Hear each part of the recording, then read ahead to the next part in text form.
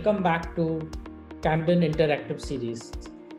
Today we would be discussing a very important topic focusing on unexpected health crisis or death in business families. Sudden death can bring surprises, grief, heartache, loss, confusion, fear, financial crisis, and legal hassles. A well-articulated succession plan helps lay out the next step of business during a crisis. However, families need to have an open dialogue about navigating emotional and mental well-being of family members. In this episode, we will tap on those emotional, substantial conversations which will take place within each family at some point. For this, we have with us Kartekeya. I welcome Kartekeya. He is the Chief Investment Officer, Richmount Ventures, and promoter shareholder at Bambino Agro Industries Limited. Kartekeya is born in an industrialist family and is the third generation entrepreneur. He is driven by core values like commitment, transparency, and forward-looking nature. So once again, I welcome Kartekeya and thank you for being on the show of the Campden Interactive Series. Thank you so much, Amit. Pleasure being here. So, Kartekeya, before of course we get into the detail about the unexpected health crisis and those more integrated discussions. Can you tell us something about your family business, family background? Who's there in your family, and then how did you join? Your experience. So just to give us the background, and it will help the audience also on what you do. Sure, definitely, Amit. So at this point of time, I run my family office, primarily investing into private market, public market, global markets, and real estate. And the family business is into food processing. We make pasta and flour primarily. We operate in the north and east part of India. It's a listed entity. And just to give like a more detailed background, the business was started way back in 1950s, and so my great grandfather was a trader. From there on, my grandfather and my grandfather's brother started off with tobacco manufacturing, and there on went to manufacture biscuits, hospitals, the current food business, Bambino, and a pub project. So infrastructure primarily. So we've been in the business field for the past 7 decades at least. So yeah, that's that on just like a brief background on the family business. And then you joined the business, and probably you come out of college and you straight away came back here without thinking of working elsewhere. So in my case, I think what happened was, luckily, I joined business at 17, but how it all happened was, I wanted to go abroad for my education, and unfortunately my visa got rejected twice to London, and I happened to stay back in Hyderabad, and then that's when the opportunity opened up, shadowing my grandfather and father in the business. So, and when I look back, I think that's probably one of the best things that happened to my life, because since once I joined the business at 17, of course, while studying as well, I there was the family realignment way back in 2016, and so where the business was divided in two parts. So at that point of time, I became the executive director in Bambino Agro Industries at 25, and my dad, my dad was a chairman, and within a month of getting these posts, unfortunately, he was diagnosed with cancer, and so within 8 months, he passed away. So basically, when I look back, I think that one of the best things ever for me is shadowing my dad and granddad from the age of 17. So I think that gave me the best learnings and the best understanding of various aspects of the business. Correct. Yes, yes. So, Oh, absolutely. I think it was a good opportunity for you. So your father passed away like when he was at what age? so when my father passed away, he was about 57. Okay. And you said it was quite unexpected. Right. Uh, it suddenly happened, and the cancer diagnosis, and then uh, it it was sort of because he was at his peak of his career, and at that age is very young. So how was it? How did you deal with that situation? And was your transition of the family division already happened before your father passed away? What was the situation?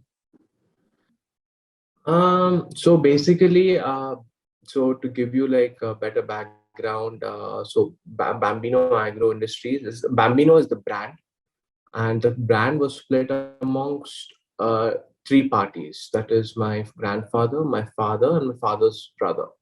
So my father, so the way that the distributed is like the pasta. So pasta is the main selling product for Bambino. So that's why both the brothers got pasta business. So we got the business in the north and east. My uncle got the business in the south and west. And my grandfather took the businesses, all the other products like all the namkeens, son papdi, savory, snacks, spices, mixes, and all of that. So that happened from 2015 to 2016. That's where it was the whole, it was divided amongst them three. And post which, like my dad inheriting the company, and when all the shares were transferred, etc. When all that happened, I mean, that was like so that at the first leg of transition was done. So my dad's family, say that's my mother, my sister, and myself. So there was nothing in place, because we just like probably like 2016, say September or something, September, October, we came onto the board and all of that. And And you like were within a how month, old? Sorry, I at was that time. 25. I was 25. 25. So very young. Yeah, yeah. Yeah, Okay. yeah. So but like within a month's time, he was diagnosed with cancer, and then there was a complete leadership a crisis in the company, and and also the succession could not be planned from my dad's side. So I think, of course, that has put us in a lot of stress and a lot of pressure. But we couldn't bring out anything related to succession, or creating a will, because like it was just moving so fast. So yeah, so within 8 months my dad passed away, and of course we didn't have a will, we didn't have nominees on the shares, because everything was just set up right then and there. And then of course post that, luckily, like we had a like an amicable settlement. So where wherein we had to approach the court, pay a 6.5% court fee, stamp duty, basic primarily.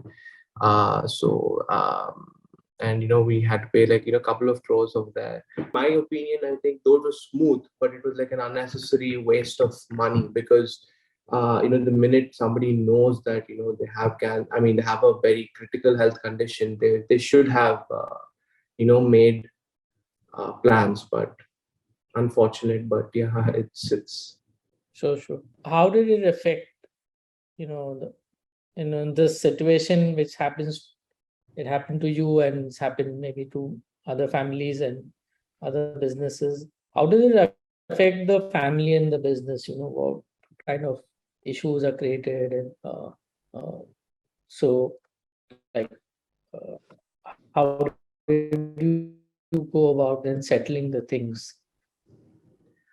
I think, like, see, specifically speaking about my case, I mean, luckily, my grandfather was alive, and he was active in the business. So so he could hold things together and just set a path. But but otherwise, I think it's definitely a very difficult scenario otherwise. But having said that, so just to give you all a more background, suppose I was supposed to exit the family business and my sister was supposed to take over. And so hence I was my sister was bought in my place. And subsequently, after a couple of years, my granddad passed away, and which left everything in a mess again, where because they couldn't complete the transaction. And then my sister at 23 becoming the chairman and managing director of the company, and me not getting paid for the shares, etc. For I get to keep the shares. That's a good part. But there's of course management crisis again, which starts off, because a 23-year-old girl with no interest or no passion to run the business. And then but it's like too many ifs and buts. Yeah. So your grandfather also had, I'm sure he must be having a will, but when he passed away, or that So also was not in proper place. so basically, again, I'll answer that in two parts. I think the first part again, it was my dad's company where he was just more of an acting chairman. He didn't have any shares on his name, so it was just more of the management aspect of it. But typically he was to buy us out. So so that didn't happen. So that leads to a different Okay, understood. yeah. And when it comes to my grandfather had a will in place. Yeah, but again, what I would say was probably not a very forward looking will though also. But yeah, there was a will in place. Yeah. So now, it's been since 5 years, 6 years now passed away. So now how's the situation? Everything is like properly sort of divided and all structured between like your sister, your mother, house, so that it sort of any other calamity happens, as everything goes smoothly. Like, So I mean, right now at this point of time, definitely in terms of the family office, it's extremely well structured. Creating trusts, and having a family council, having a business council, and having structured review meetings, everything is extremely structured. And with with clear inheritance, and with clear ring fencing in place. But when it comes to family business, of course there is still a divide amongst who's going to manage and who's going to head the company. So there's definitely some friction over there, and we are working to resolve those things, right. everybody's interest, what they want to do in life, and getting everybody's perspectives in place, having a clear cut uh, plan as to what the uh, promoters of, or the person who has initiated the business, what he has, what's the long term vision. When that's laid out clearly, I think definitely that itself sets the ball rolling. So slightly go back to my family situation, just to give a better understanding to the viewers. uh, so like so one of the instances where there were four marquee businesses, which technically all of them went down because of lack of planning, lack of legacy planning, and lack of uh, second level management and all of that. So I think, having said that, somewhere, what I believe in, the leader sets the tone. So in my case, that my grandfather always failed to do that. So, and hence the situation, extremely bad situation. But I mean, when I say, to give an instance, we built India's first independent power plant, and this happened to be in 1991, when the government liberalized the economy and all of that. So we grabbed that opportunity, and we set up a 208 megawatt gas-based power plant. So and again, similar issues, because once you keep growing, and when you have no clear succession plan, I think everything goes haywire. So I think involving having a clear plan, and what I would like to refer to is, like, just to give a perspective on equality. Like, so my granddad had two sons and four daughters. Of course, the four daughters, coming from an industrialist family, were married off into humble families.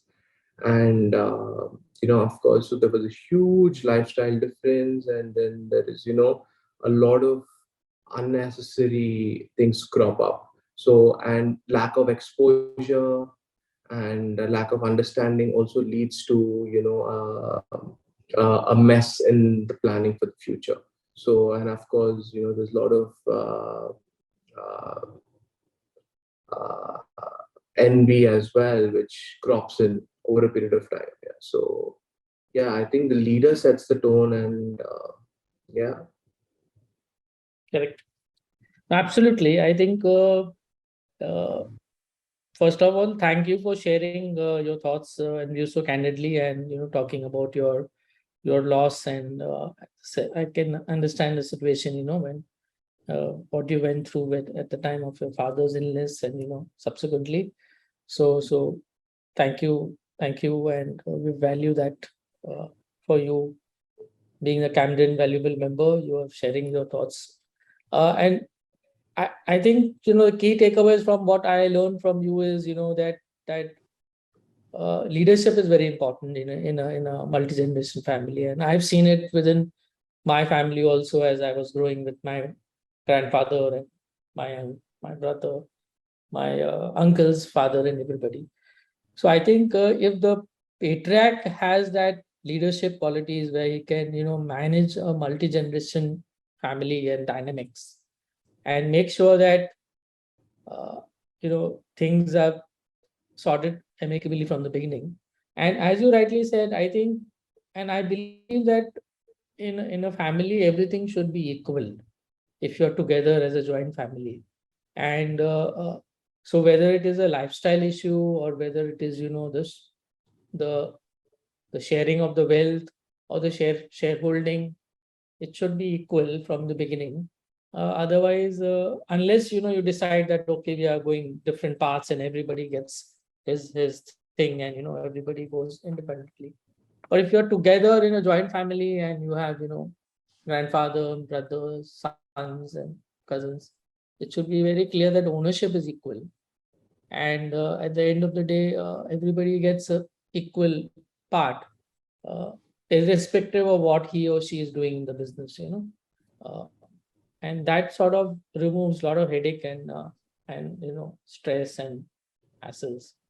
And of course, very important takeaway is to also have the structures and bills in place, which unexpected deaths and other things which we have seen in the past many families here in India, which has happened, large families, big families. So once again, I thank you, Kartikeya. I'm sure the audience have loved this interaction and has learned a lot from Kartikeya perspectives. Camden is always grateful to you for sharing your insights.